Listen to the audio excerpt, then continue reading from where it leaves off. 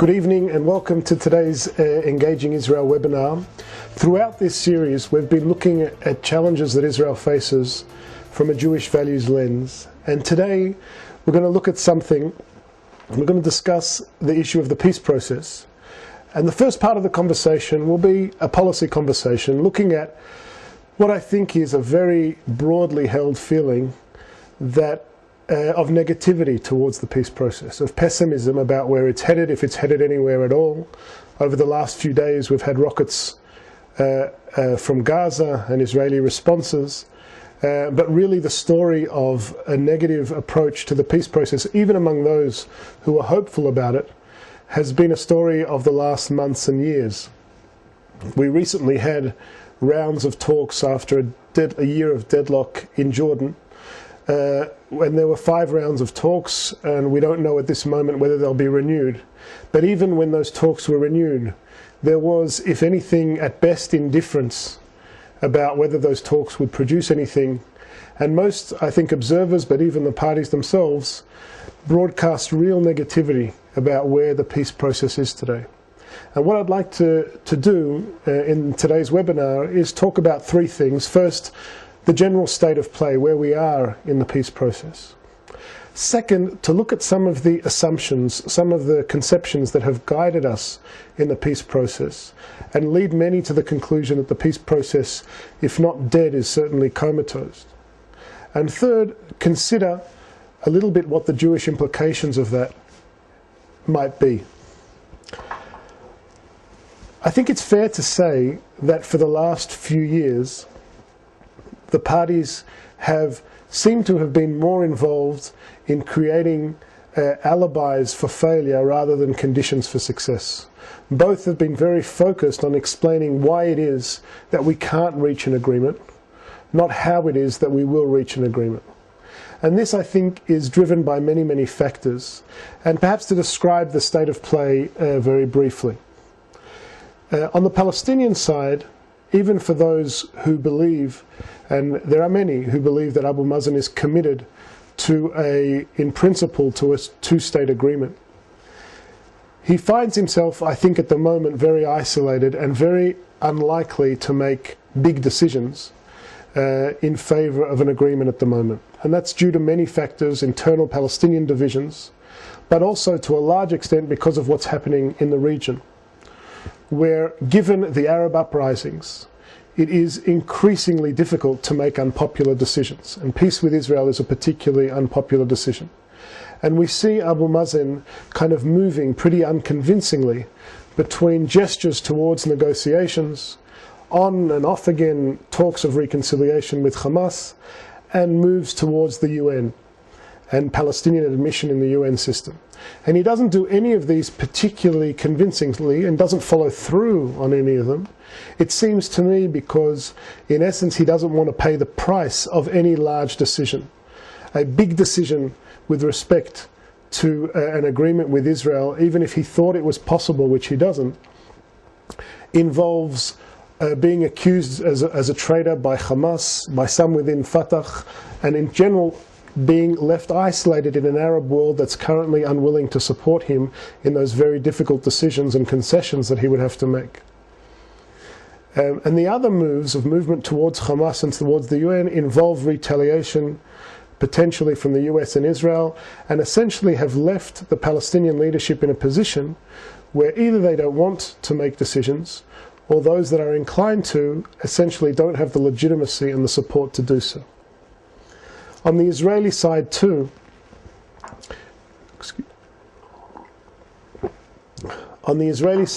I think the Palestinian issue has become, to some extent, of secondary significance. Regardless of how one reads this particular Israeli government, there is a strong sentiment, I think, in the Israeli street that peace is just not within reach now, whether it's because of the regional situation and the turmoil and uncertainty, whether it's because we as a society are going to have a hard time in that context making those decisions, whether it's because we have difficulty in really believing that the Palestinian side is a partner to this agreement. Israeli society, and I think the Israeli leadership echoes this, is distant from a moment of decision in the peace process. As you can see, if you follow the media, we're very focused on the Iranian challenge and the threat that it poses, very focused on internal issues, and there's also a build-up to national elections gradually. And on the Palestinian front, even though this government took steps as a settlement moratorium for 10 months and steps in the West Bank, there isn't the feeling that we are on the verge of big decisions. And the international community as well, even though it talks the talk of the peace agreement and we still hear the language of going back to the table that we've heard for so many years and negotiations for a peace agreement, there's something unconvincing about the tone, something as if that says that this kind of relentless and exasperating effort to reach Palestinian peace is not a burning ambition at the moment. It's not considered feasible, not considered realistic. There's issues even just in the region of Iran, of Syria, not to mention Egypt, that are much more pressing and which at least there's some feeling that events can be shaped to some degree. But on the peace process, things feel incredibly stuck. I think most observers share that view. What kind of reactions does that sense that the peace process, if not dead, is paralyzed, produce in people? Well, I think you see three basic kind of attitudes. The first, particularly those who are strong supporters of the peace process, strong supporters of the idea of a two-state agreement, their reaction is despair. There's this feeling that you hear, that you read about, that all is lost. The extremists have dictated the agenda, that we don't really have the opportunity anymore to reach a two-state agreement at the moment, if we ever can. A second mode is the mode of blame, where essentially one side or the other explains why we're stuck. Now, if this was a more serious discussion, blame would actually be a very useful process if it meant looking at the structural flaws, the policies that brought us to this predicament, to try to learn lessons from it. But more often than not, when you listen to the debate, when you hear speeches, it essentially is a dialogue of the deaf, where each side blames each other for the failures, for why we're here. And then there's a third reaction. I mentioned despair, I mentioned blame. There's a third approach. And that third approach I call fantasy. This idea that there's only one missing element, that if we find it, if we get a presidential speech, if we can just get a meeting between the leaders, everything will turn around. And, you know, if despair and blame in that shallow sense are unhelpful, fantasy is also unhelpful. The problems that the process faces, I think, are far more complex. The regional dynamic is far less favourable to an agreement than those who fantasize about turning this around quickly believe. So where does that leave us? Well, I think it creates a moment for us to ask ourselves whether the way and the kind of attitude we've taken to the peace process is still a viable approach. Whether the assumptions we have continue to make sense. And what I'd like to do is mention to you some of the slogans, some of the things you always hear and read about the peace process, and how, at some level, they are almost built in now to our minds to make us feel like we've reached a dead end. And I want to kind of challenge those wisdoms. Some of them suggest that there is room for more hope. Some of them point to how I think long the road still is to a broader and more genuine peace process with the Palestinians. So I'm going to go through a number of them, and the first one, I think, which so many people hear, and it's said so often, is that we have been negotiating for 20 years. You hear this from Israelis, you hear it from Palestinians, you hear it from international observers. The idea that we have been negotiating for 20 years since the Oslo process began, the subtext of that statement is that we have exhausted the negotiation option.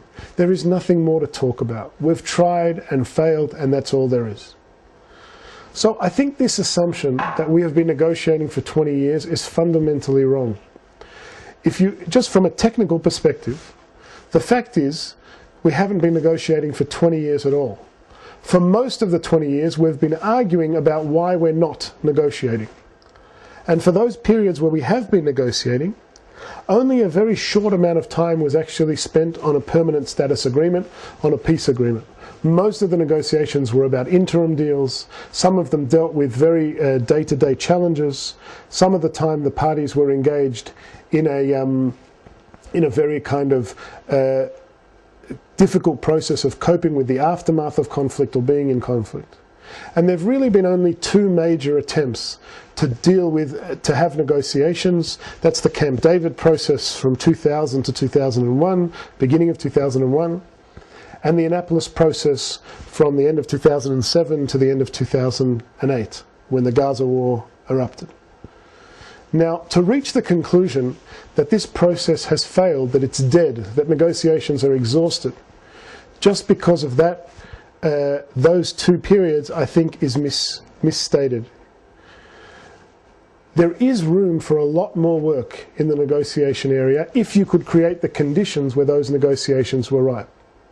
Now, you could argue that the fact that the parties find it so hard to create those conditions, so hard to get to the room to negotiate, is itself proof that they can never do it. And I think it's proof, or it's reason very often for despair, but it isn't itself evidence that we can't get there eventually, that we can't, at least in principle, reach conditions where we can have those more substantive negotiations. I think the assessments that we've had, that we've been on the verge of agreement, or that we've exhausted the talks, are far too generous in their assessment of how thorough the negotiations have been, and they're not generous enough in how much room we still have to go. So theoretically, at least, even if now is not the moment to resume negotiations, and it's very difficult to see how the parties negotiate seriously, there is a real mistake in thinking that that option is exhausted. A flow-on from that is something you also hear, and that is that nothing has been achieved. We've been trying for 20 years, and we have simply made no progress at all. I think, like most dogmatic positions in life as in foreign policy, that position is also misleading. There have certainly been many setbacks and many mistakes, and in many ways the situation today is much more difficult than it has been in the past. But that doesn't mean there haven't been successes. If you think about it, before the Oslo process, the idea of a two-state model was accepted only by the radical left in Israel, was rejected by the Palestinians, wasn't even contemplated in the Oslo Accords. And we have moved to a situation where this idea of two states living side by side in peace and security is the framework, is the reference point for discourse, is the thing that leaders have to explain and justify their policies against. You've had in the negotiations the taboos on some of the issues break down, much more on the Israeli side than on the Palestinian side. But nevertheless, there are constituencies on both sides who are not only supportive of an agreement, but also are beginning to understand what an agreement would actually take in terms of the decisions they have to make. We've also had, at least in the West Bank, real measures towards a more functioning Palestinian state, with real improvements in areas such as the rule of law and security and healthcare and so on. And it's begun to be a situation where the idea of a Palestinian state is not such an imagined reality, but something that could be tangible and actually reachable. There's been lots of Israeli-Palestinian conflict, but there's also been lots of Israeli-Palestinian cooperation. In recent years, Palestinian-Israeli security cooperation has meant that there's been a real reduction in terrorist violence in the West Bank. The idea of security partnership has been renewed after it was demolished in the Intifada. There is the ability for Israeli troops to withdraw their presence in the West Bank to the lowest they've been in over a decade. And so there are areas where improvement has been made. And I think what's also problematic about this idea that nothing has been achieved is that we forget what benefits have come by the very fact that we are trying to achieve peace, by the very effort. That effort itself creates a diplomatic umbrella under which Israel is able to develop relations with other states. It's able to minimize violence. It's able to push back extremism. And beyond being a diplomatic umbrella, something I'll talk about a little bit later, it is also a moral umbrella, in the sense that a Jewish state needs to be able I think, to live up to its values, to be able to say that it is actively involved in the pursuit of peace. I want to turn to a third assumption. A third thing that's very often said. It was most recently said by Secretary of Defense Leon Panetta. And he said, he was admonishing the parties, just get to the damn table. I think that there's this idea that progress can only be achieved if the parties are in the room across a table. And to some extent that's true. At the end of the day, we can only reach an agreement through a negotiated process. But a lot of the progress can sometimes happen outside the room. Very often, in recent years for instance, most of the progress in terms of state building and security cooperation happened without negotiations. The idea that merely sitting across each other from a table is evidence of something important taking place, unfortunately hasn't borne fruit. And there are costs to creating a negotiating process that has expectations that aren't met. We saw the violence that the expectation of Camp David produced. So there's this idea that the only model for achieving and advancing peace is through the negotiating table is probably mistaken. I think even more importantly than that, it's worth understanding that a peace agreement is not an ends in itself, it's a means to an ends. And we constantly need to ask ourselves, if we're serious about peace, what other means there might be if at this moment negotiations don't seem to be an appropriate tool. Are there other ways, other avenues, other arena which we can encourage a movement towards coexistence? Or fight the enemies of coexistence at the same time? I think there's another very common misconception about the peace process that I mentioned before. And that is this idea, I call it the if-only pathology. This idea that there's only one thing that needs to be changed for everything to work. One of the reasons we feel despair about the peace process, I think, has got to do with the fact that we have an expectation that it will happen quickly, and we get very disappointed when it doesn't happen so quickly. Some people think if only, and remember at the beginning of the Obama administration, if only there was US engagement, there would be peace. Some people think if only there's a settlement freeze, if only there's an end to incitement. Everybody has their pet if only issue that would bring a peace agreement. But perhaps we need to recalibrate our expectations about that.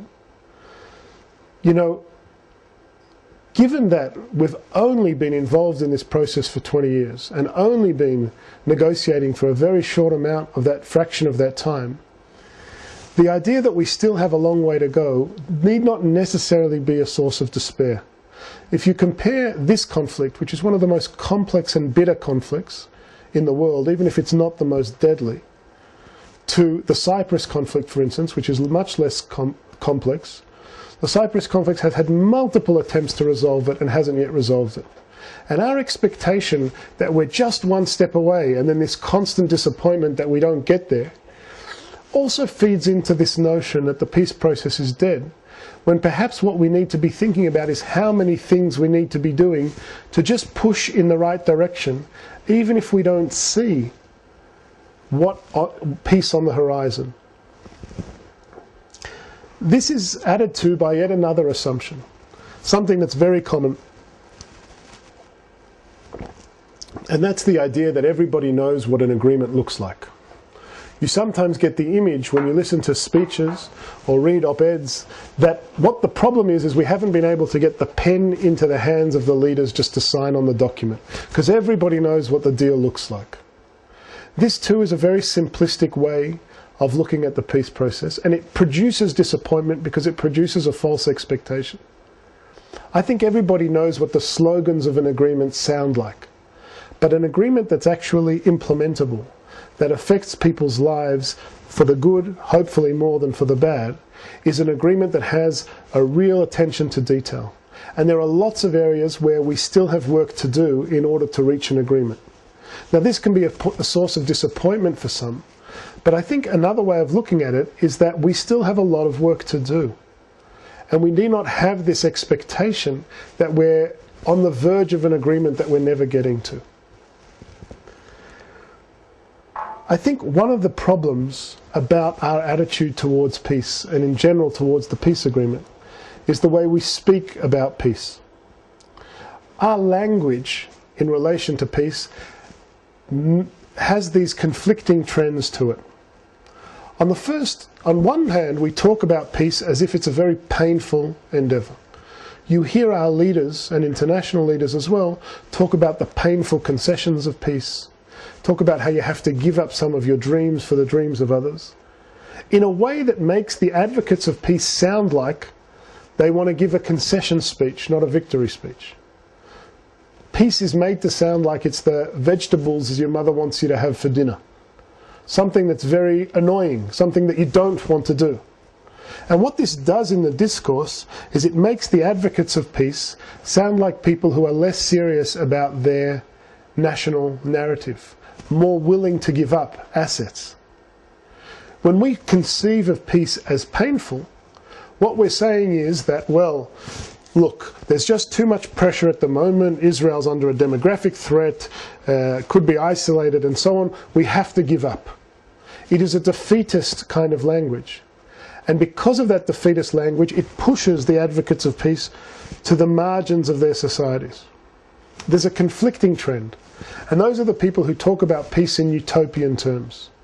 As if, in the present reality, a piece of paper is going to bring us to messianic times. As if this idea that a peace agreement is capable of reconciling historical narratives almost in a transformational, instantaneous way. Most peace agreements, in fact, are not peace agreements in the way that we think, in the way that they're bringing some kind of absolute peace. They don't reconcile historic narratives and create love between warring people. They are technical documents. Peace agreements, I think, are better conceived of, not as agreements that bring peace, but agreements that create the space for peace to grow. They are technical documents about drawing a border, establishing assemblies, the security arrangements and so on. And if they're done properly, then they are agreements which don't bring peace as much as create a reality which is better than the reality that we know. And I think one of the challenges and one of the reasons that the peace process has produced such disappointment is that on the one hand we speak about it as if it's painful and guaranteed to disappoint, and on the other hand we speak about peace as if it's some utopian vision that we can never realize. And I think people who want to be serious about peace in the real life of Israel, in the pursuit with its neighbours, need to conceive of it as how it advances Israel's national interests, how it is an advancement on our values as a Jewish state, in our relationship with our neighbours, in balancing the obligation we have to our own self-preservation, to the obligation to respect the rights of others and their rights to self-determination without committing suicide ourselves. The pursuit of peace is the pursuit not of some ideal reality, an ideal world that we can't reach. Instead, if we begin to conceive of it as the pursuit of something which simply can make our lives better, can align us more with our interests and with our values, not absolutely, but in a constant way, then we can begin to stop talking about this binary thing of, is the peace process alive or dead? Are we at peace or at war? But to ask ourselves, are we moving in a direction that advances this value? This touches on a separate topic, which I think is also important. And that is the role religion plays in the way we pursue peace. Until now, I think, the peace process has been conceived in very secular terms. We talk about it like a Western split the difference compromise. Peace is compromise to avoid conflict. And the idea is somehow that secular leaders from both sides would reach an agreement, and the religious groups would either acquiesce or be overrun. And I think it can't work out that way. Religious feeling, religious identity is absolutely critical to both Israeli and Palestinian society and to the region as a whole. And the idea that a peace agreement will not have massive theological significance and can be reached without addressing the theological component is very mistaken. I don't think you can make an agreement about Jerusalem or about the borders in the Holy Land without somehow that agreement being about God as well. And that means that in the pursuit of an agreement, we need to be much more serious about religious sensibilities, about what the theological significance, not just the security and policy significance, but what statement, what theological statement are we making, and what elements within our constituencies who are deeply religious can we somehow reconcile or connect to and address in the context of an agreement that's much deeper and broader than we've conceived it so far. Until now, the way we've looked at this idea of religion in a peace agreement is with interfaith dialogue, where essentially marginal figures very often from both communities agree that peace is an important value. The much more important challenge is to see how we can address core constituencies who today see peace as a secular term, because peace has been devoided of its Jewish essence, which I'm going to talk about a little bit later, and begin to make it resonate as a Jewish value and a Jewish pursuit. And then consider how an agreement could express that. I think the final reason why there's a lot of despondency about the peace process, it relates to the role of the region. And I won't talk too much about this. I've written about this quite a bit, and if you want, through email, I can refer you to the piece. But I think this idea that somehow, as a result of the Arab uprisings, there would be a moment of democratic transformation in the Middle East that would actually facilitate a peace agreement, at least in the short term, hasn't been realized. We have a region where the Islamists are empowered, who are traditionally and ideologically much more opposed to the idea of coexistence with Israel. We have still an empowered Iran pursuing nuclear weapons. And in this scenario, the idea that there will be regional support for an agreement and that a Palestinian leader can take those risks, I think is very, very difficult to imagine. But here too, I think it's about recalibrating our expectations and the way we think about this process.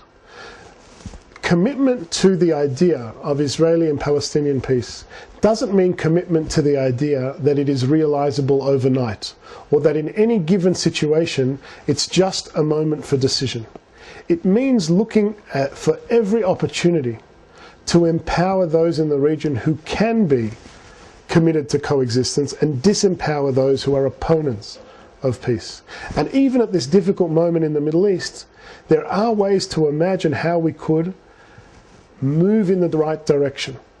And I think our commitment to peace needs to be a lot less commitments to the slogans of peace and a lot more commitments to particular steps we might take at any given moment. How do we create pressures, for instance, on the more Islamist forces in the region to come to terms with Israel? What measure of disempowering extremists and empowering moderates can we take? And in regard to the confrontation with Iran too, can we imagine a situation where if we successfully set back Iran, we create an opportunity for more moderate and pragmatic forces in the region who are less frightened of the Iranian threat to actually take some risks for peace? There are measures we can take. I think my overall message here is that a lot of the things we say about the peace process, a lot of the things we think about it, are almost designed to disappoint us, because we use language and have expectations that in the end make us throw up our hands and give up. But fundamentally, this isn't about whether we have peace tomorrow or the peace process is dead. It is really about what we do every single day to advance the cause of peace. What are we doing today to do it? And I think there's a risk that we fall into this trap of adopting a kind of language that essentially says, well, we wanted peace, but the other side's to blame for the fact that we can't have it, and we have a very convenient and comfortable explanation as to why nothing can be done. That, even if that's true, that is not a viable position, I think, for a Jewish state to have. And here I'd like to turn a little bit to this question of what a Jewish state should aspire to when it comes to the pursuit of peace. To some extent, I think, we've lost touch with the fact that peace is a core Jewish value. That doesn't mean a naive belief that peace can be achieved overnight. You can totally accept the idea that we live in a very, very dangerous region with very problematic neighbors. But what it means is that it's not good enough to have a rhetorical position that explains why there is no peace process and blames it on the other side. It means that you need to be serious in your pursuit of peace almost on a daily basis. And just as a kind of invitation to remember how important the role of peace is in the Jewish tradition, I wanted to mention a few sources that touch on this issue. Obviously, you know the description of the Torah as Darchei Noam v'chol netivotei shalom, that all its paths, all the Torah's paths are peace. But I thought I'd throw out a few sources from our tradition that really indicate how absolutely central peace is as a Jewish value, and I think how that means that when we're having an internal conversation, I'm not talking about our public relations posture, I'm talking about an internal Jewish conversation, how we need to convince ourselves that every day we are in the pursuit of peace in a serious way, and not the pursuit only of an explanation as why we don't have peace. The Talmud in the Yerushalmi, I'm just going to throw out some examples, says, Amar Rabbi Shimon bar Chalufta, Ein lecha kli shemachzik bracha yoter min hashalom. There is no vessel that holds blessing yoter min hashalom. Uma hatam Hashem oz la'amo yiten, Hashem yevarech et amo b'shalom, that Hashem should give strength to His people and bless His people with peace. This idea that peace is the greatest blessing that Hashem can give His people is very strong in our sources. We have a Masechet, one of the smaller Masechtot in the Talmud, Masechet Derech Eretz, where its last Perek Achadasar, is called Perek HaShalom. And here, one Amora after another tries to exalt the notion of peace in the Jewish tradition. And I want to mention just a few of the sources. One source talks about Gadol hu HaShalom, how great is peace. When a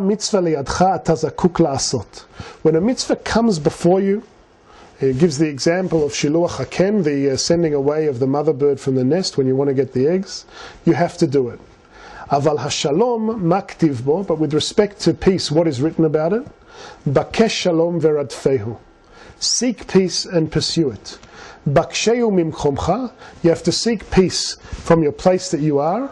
Veradfehu b'makom acher, and you have to look for it elsewhere. You can't just be in the place that you're presently in. You have to turn over every possible opportunity to look for peace. Chizkiyahu amar, Gadol hu hashalom, shebechol masaot Yisrael ktiv vayisu vayichanu. That in every one of Israel's journeys, it's written, and the Jewish people and the Israelites traveled and they camped, in the plural. But when they come to Har Sinai, it says Vayichan Sham Israel. It uses the singular, and the Gemara learns from that this was a moment when the Jewish people were at peace at Har Sinai.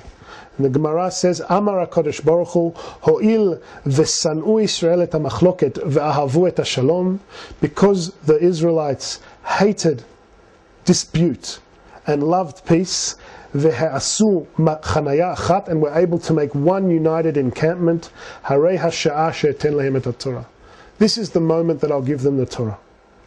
Yet another in this Masechet, Amar Rabbi Shmuel, Gadol hu hashalom, how great is peace, shematzinu shevitera kadosh baruch hu al shmo, that Hashem is willing to give up His name for peace. when we talk about the issue of the sota, where Hashem's name is rubbed out in order to bring shalom between a husband and his wife. Amar Rabbi Yeshua, Gadol hu shalom, shebrit kohanim kruta b'shalom. Peace is great because the kohanim, when they bless us with the notion of peace.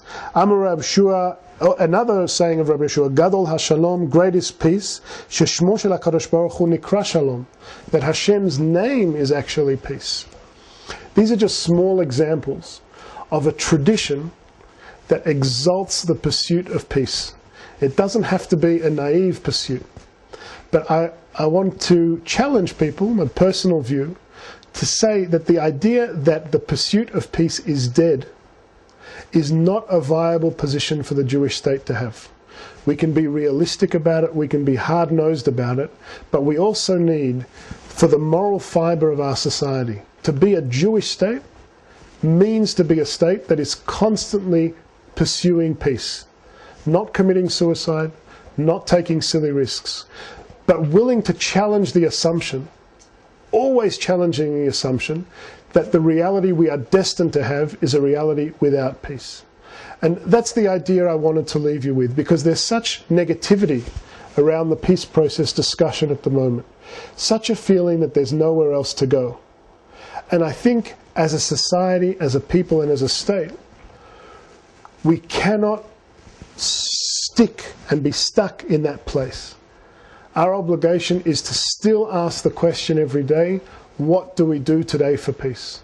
That can be sometimes using force against peace's enemies, and it sometimes needs to be reaching out internally within ourselves, and it sometimes needs to be imagining different ways to pursue the cause of coexistence in all its many manifestations. But it's not an option for us to say that the peace process is dead. The thought I wanted to leave you with today, and to kind of shift from a policy discussion to a Jewish moment, is to say that so often when we talk about policy in Israel, particularly on the peace process, but in any other issue, we become a completely secular state. We have a very secular conversation. We talk about interests, we talk about armies and so on, and we do not ask what values we are pursuing. Now, self-preservation is a major value. But the pursuit of peace is a Jewish value, a central one. And part of our strength comes not just from having the talking points that enable us to say it's not our fault that we don't have peace, but from a deep inner conviction that every day we were doing what we can to advance not just Israel's interests in the narrow realpolitik sense, but Israel's values as a Jewish state in the broader spiritual sense as well. Thank you very much. I look forward to us joining you on our next webinar, which is on April 30th. For details, go to www.iengage.org.il. All the best and good night.